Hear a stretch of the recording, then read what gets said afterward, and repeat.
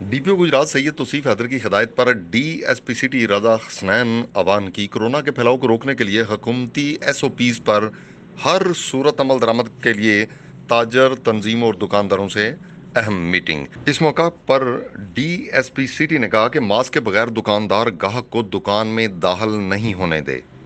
खिलाफवर्जी पर मुकदमा दर्ज होगा। डीएसपी सिटी रजा अमान। बाजार में और दुकानों के बाहर मास्क की पाबंदी के लिए नोटिस आवेजा करने की हदायत।